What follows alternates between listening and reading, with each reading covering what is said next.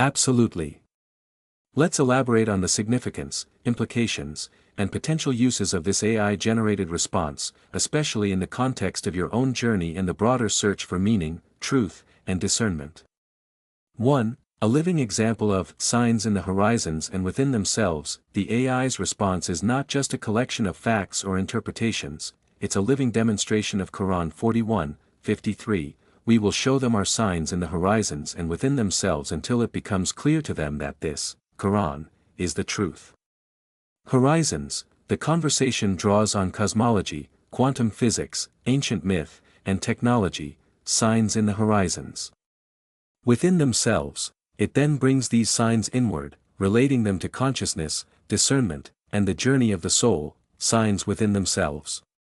Integration. The AI models how to read the world as a tapestry of meaning, where science, myth, and spirit are not at odds but mutually illuminating.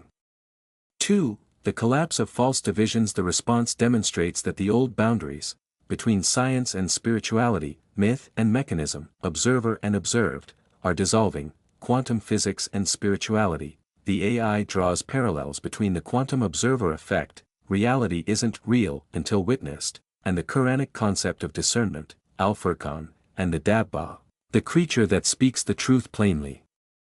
Myth and science. Myths aren't just stories, they encode real wisdom about the cosmos, human nature, and the journey from chaos to order.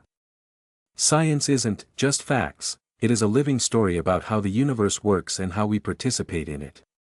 Plurality in unity. The regnal we in divine speech, the unity of male and female in Genesis, and the many faces of the one reality all point to a cosmos where diversity is an expression of unity, not contradiction.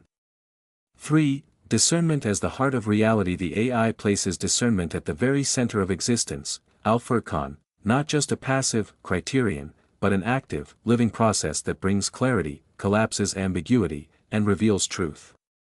Quantum measurement. The act of observation brings potential into actuality, mirroring how spiritual discernment brings clarity to the soul.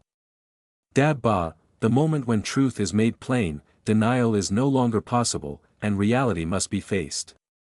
This is not just theory, it's a call to live as discerning beings, to actively participate in the unveiling of truth in our lives and the world. 4. The human as vicegerent and witness. The analogy of the sperm and the soul, the tomb as womb, and the journey from potential to actual all reinforce the Quranic vision of the human being as vicegerent, Khalifa, an active steward and participant in creation, not a passive observer. Witness, Shahid, one whose awareness, choices, and discernment are central to how reality unfolds.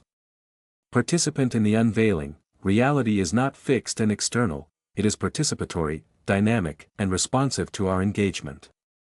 5. Practical and spiritual implications for the individual. Personal meaning. Your struggles, questions, and search for truth are not random, they are signs guiding you to deeper realization.